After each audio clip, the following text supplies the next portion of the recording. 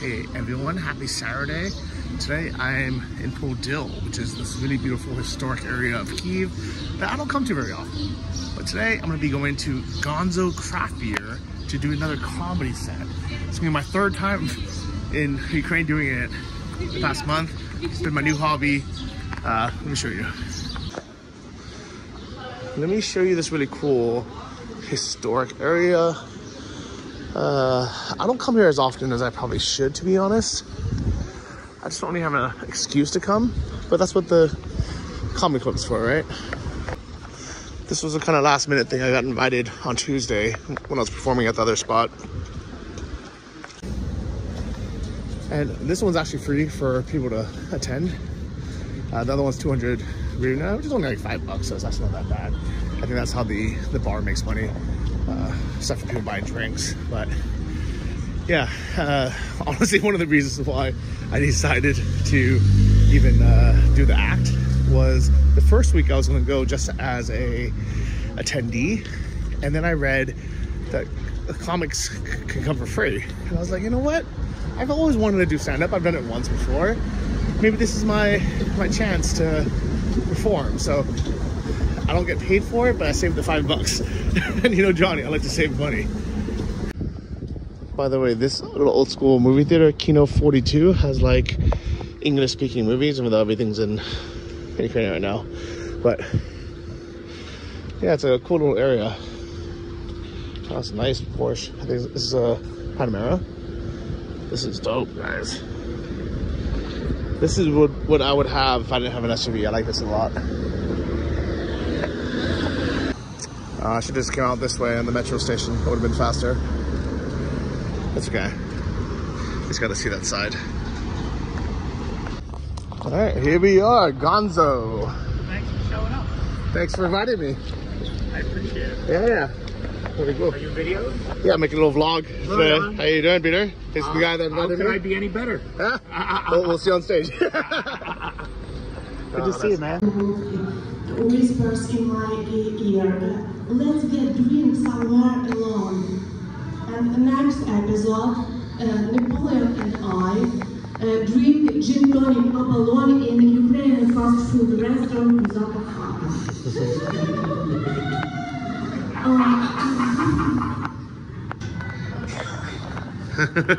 Luckily we're in a basement already. If only that could have waited 2 minutes. See, Emiliano, this one knows where the discount surgery is. There you go. Who else needs advice on anything? Anybody else got anything? How do you charge an electric car during the power cut? How do you charge an electric car during the power cut? David, come here for a second. Come here for a second, motherfucker. Come here for just 1 second. Hey everybody, this is David Frazier, right? Say hello, David. Hello. For those of you who may not have seen David around, you might have seen his car. It's painted like the Ukrainian flag. It's the UA flag Tesla. And David here parked himself in front of the Russian embassy in Scotland for 17 days, blasting every air raid alert that there was here in Kyiv. Let's give it up for David.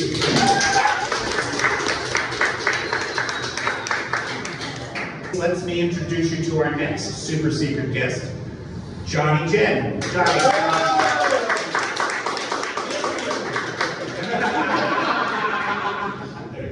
Thank you very much. Hello, everyone. I'm curious, actually, today it seems like there's a lot more Ukrainians here for English comedy, which is nice. Who here is from Ukraine? Oh, nice. And then who here is not originally from Ukraine? Okay, so I'm curious. And actually, both of you can answer this. Who is trying to learn Ukrainian? Everybody. And who finds it really, really hard? Do you know how to make it even harder? The very, very first word I ever tried to learn wasn't like hello or like thank you, you know, anything that can we use them. For some reason, the very first word I ever tried to learn in Ukrainian was polonitsa. This bread thing. And I don't know why it was like such a joke to like learn how to say this, but no matter how I said it, and I know in the beginning I was saying it really terribly. I was saying like, you know, polonita, politechka, you know, polonita. But whatever I said, even if I thought I was saying it correctly, they would always point and laugh. And imagine, like, you're trying to learn something brand new, whether it's a language or like a skill, you know, how to ski, and every time you try, everyone just like points and laughs. It's not very good for your motivation. But I now realize it's not just this word that's difficult. I think Ukrainian is just a very complicated language. It's a beautiful language, but it's a hard language. It's not like English where you can kind of just speak it any way you want, and people will still understand you. Like even ask the Scottish guy over there. More or less, people understand you. With Russian, you can kind of just like, you know, blur your words. You can just like, and everybody will understand, like, you know, pretty much what you want. But Ukrainian is like more sophisticated. It's like, you know, do you guys know the nickname for the Ukrainian language? Ukrainians. Solvinimo. It means like a bird song, or like a nightingale's whispers, or you know. It's very melodic. Very, very melodic. I am not so melodic. I'm not a bird, definitely not a nightingale. Which is why it was a lot easier for me to learn Russian from the beginning. When I first came, 2016, 2017, I was in Kharkiv, and I was learning Russian. And it was really, really, really hard for me. Now I'm learning Ukrainian, but it's even more hard because every time I try to practice, like I would go to a coffee shop and I would say like, Dobry Renako, you know, can I have a cappuccino, like, and they would just automatically switch to English. They'll say, and now everybody speaks English. Everyone's like, do you want oat milk or maybe almond milk with it? But 5 years ago, like nobody spoke English there. And I remember being at a restaurant, and it was always kind of the same. There was always maybe one person, always in the back, that like had the best English ability. And it wasn't even, you know, great. It was just like he spoke it the best. So I'll go in, and they would look at me and they're like, "Yes, Dima, Amerikanski tourist." And then Dima would come up. He's like, "Hello, my name's Dima. What do you want?" And I'm looking, you know, I'm like, "Oh, can I have a glass of water?" And he'd be like, "What?" I'm like, "Can I have a glass of water?" He'd be like, "Что? Что делаешь?" I'm like, "Water, just like a glass of water." Вода! And he'd be like, vodka! And I'd be like, okay, just give me the vodka. Because I realized it actually helped me speak Russian better. And I discovered this one night. I was out at a bar, drinking, and I saw a guy I knew. He didn't speak any English. And normally I'm just, you know, I can't really communicate with him, but this night I'm like, "Добрый вечер, Дима. Как дела? And he was like, "Oh, no, молодец, ты говоришь по-русски сейчас очень хорошо." And I was like, and I told my friend, Chris, I said, "Chris, he said that I speak good Russian now." And it's like don't talk to people like, and I was doing this like every day after, even when I wasn't drunk. I would just like, you know, "Добрый день, бабушка, яблоко." And he would, like, "John, stop doing that. Like it's like you're making fun of Russian speakers." And I'm like, "No, like this is how they speak." And he didn't believe it until we were out one day, and then someone else was like, "Oh, молодой, молодец, he speaks good, very good." And this is all I learned on the streets, right? Because when I was first trying to learn, I downloaded Duolingo. You guys know Duolingo? Yes. Do you guys remember what the first lesson was? It wasn't like, "Hello, my name is," or "Good day, can I have," or "How much did this cost?" You know, useful phrases. the first lesson teaches you how to say things like, Sloan jest bush. An elephant eats a mouse. Which you will never use anywhere, number one. And number two, it's not even correct, because elephants are vegetarian. So is the mouse. But I realized it's not just like learning Ukrainian or Russian that's hard. In Ukraine, when they had to learn English, there was one phrase that everybody starts with. And every Ukrainian, no matter how little English they speak, all know this one phrase. What is it? UK is the capital of Great Britain. London. Yeah, you guys all heard this before? London is the capital of Great Britain. Right? It's so cool. Yeah, everyone. Who's absent today? Like these are the two phrases everyone knows. I don't know. It's not even a correct phrase. Edinburgh, yeah, and London are the capitals of Great Britain. Great Britain is not a country. It's like saying Oslo is the capital of Scandinavia. You know, you're missing Copenhagen, you're missing Stockholm. And then it's like, there's like 30 million people who learn this phrase. Maybe more if you count the rest of the former USSR. And it's not even correct. It's like walking around and the only English word you know was, elephants like to eat mice. Completely useless. But I have learned a couple of tricks on how to improve and make things easier. And this works in every language, right? All you need to know how to learn is like, you know, a polite phrase like good day, go again, right? And then you need to learn like the ending, like, you know, Dyakuyu or Pajausta or, you know, whatever it is. And then the numbers, you know, 1, 2, 3, Adi, Bashi. And,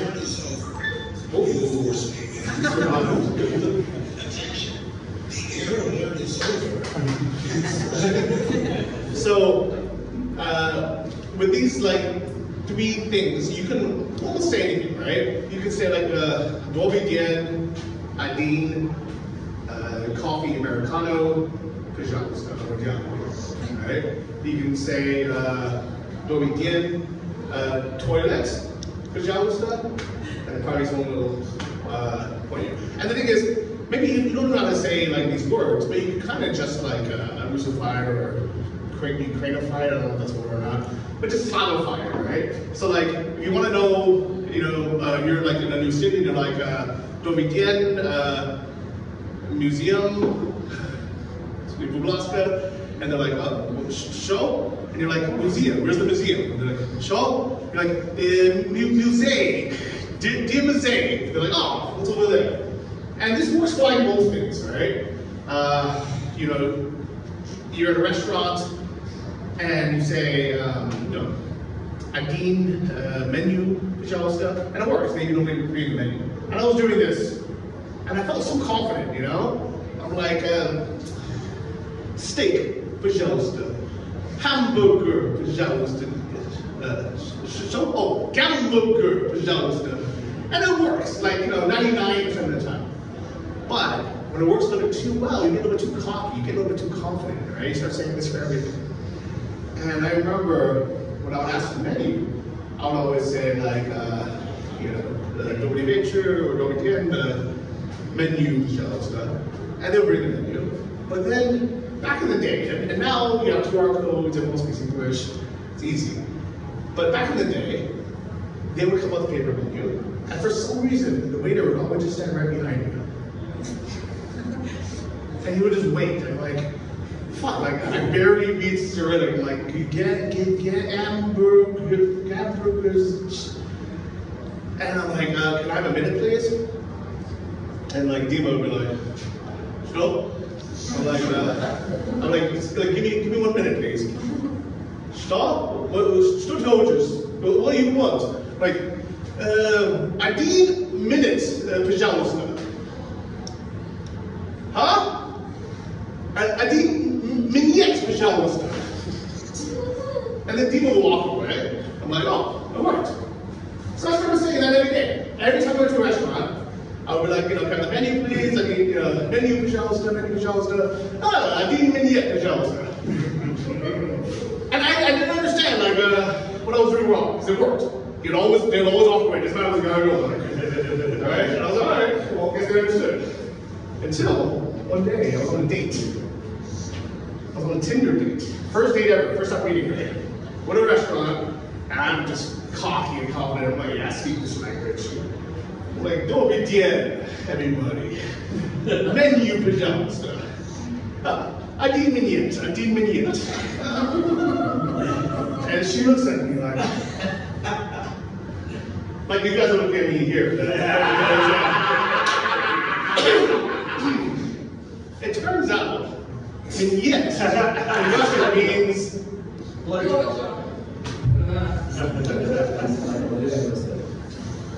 for an entire month, I was going to restaurants and just asking, blowjob, please. And I did this to everybody. It was guys, it was girls, babushkas.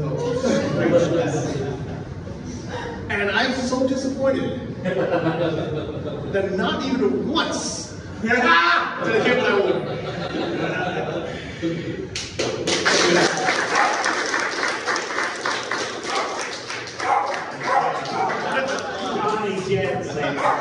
Thank you, Johnny, for being here. I want to thank Johnny for being here. And of course, I want to thank all of you for being here, because we could not do this without you. And as a final thought, now normally I would do some jokes here, but there are two people here that I'd like to introduce everybody to, and I have a question for them. You know, we are in reality as a foreigner coming to Ukraine, is that this is not our fight, right? We may be sympathetic, we may be supportive, but it is not our fight. And being here does change us. And so the question that I have for a couple of the expats that are here is, how has the experience of Ukraine changed you? And let me start with David. David, come on up. Have you guys gone through this? No, this is not, this is like, you know, I'm not really funny. I'm much more like serious. And so I wanted to take a minute, because we have David, who does really great work on behalf of Ukrainian people, I think. And I think he should be acknowledged for that. And I know he doesn't live in a vacuum. And so I want to, so just roughly, how has the experience of Ukraine changed you? So I had a couple of conversations with Peter over the last couple of days, and he said something different every time. The first time he said, do you want to sing? So I thought I would bring you a song from the capital of Great Britain. Oh, flower of Scotland. But then he said he wanted me to maybe tell some stories from Ukraine. So I'll tell just two very, very quick stories of my experience from Ukraine.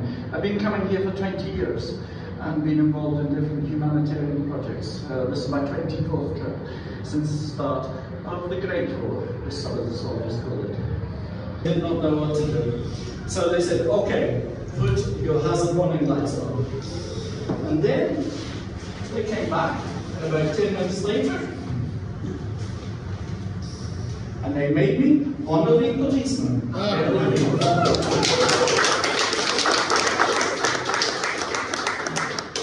Friends, that's my experience of Ukraine. Always, I've been made very, very welcome.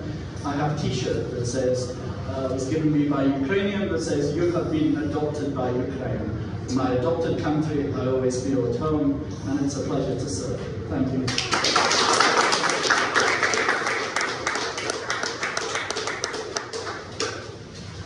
Thank you, David. Johnny, Yeah? you want to say a few things? Sure. Sorry, I don't have a heartwarming story or a song for you guys, but I've got kind of the opposite. I was already in Ukraine when the war happened. I was one of the people who really didn't think it would happen. If you asked me before February 24th, 2022, I would have said, 0 chance Russia will invade, like Putin's not that stupid. I was wrong, I'm sorry. But I really thought we were in an era of world peace. You know, there's enough food now for everybody, not to only have food, but also to make a heater. But like the whole world, like there's no reason for war anymore. Like everyone has enough land, you know, like Russia has plenty of land, they're not using most of it. So I really didn't think they would actually invade. I was wrong, right? And I realized then life is not fair. Like life is fucked up, you know? And one of the reasons why I'm still in Ukraine, you know, even though I can leave, I know it's really unfortunate a lot of people cannot leave, you know, whether because they're military age or because they have family here or their job is here, their life is here. There's many, many reasons why everybody is still here, all of you in this room. You know, I'm very fortunate I can leave. You know, I have a US passport, I can go back to San Francisco where my parents live, I can go to Thailand where I was living for 10 years before this. But whenever I'm somewhere else, I feel like nobody understands what's happening. Like what's really happening. And ironically, I'm actually more stressed when I'm out of Ukraine because I'm always checking Telegram, checking the news to see what's happening. It's only when I come back here, I'm probably a little bit too relaxed, you know? Like when I'm in another country and I see air raid, I'm like, oh shit, what's happening? And I check Telegram. Here, I'm like, I look up, I'm like, oh, okay. So, this war shaped me a lot. I'm trying to only take the positive lessons from this, but it has been hard. I think it's been hard for everyone. And I think this is why it's so important now to have comedy. This is something that I've always wanted to do, but I never really got started full time until... Okay. No one expects the Spanish Inquisition. Until the war started, I realized, you know what? I'm here, why put off the things that we always wanted to do? So, if there's anything that you've always wanted to do in your life, whether it be learn another language, a talent, a skill, to get married, get a dog, you know, to get 2 dogs, just do it now, because maybe one day we'll look up and it won't be good. So, thanks so much. Carpe diem, baby. Carpe diem. Time is short. Do it now. Do it today. The best time to plant a tree is 20 years ago. If you didn't do it then, the best time is now. Yeah. And so, ladies and gentlemen, just before we end, does anybody have anything that they'd like to say? Any questions they'd like to ask? Any jokes they'd like to tell? Oh, jokes. Anybody? Anybody? Anyone want to seize the moment? Anybody want what? Oh, anyone want to complain about an ex-boyfriend? Oh, there you go.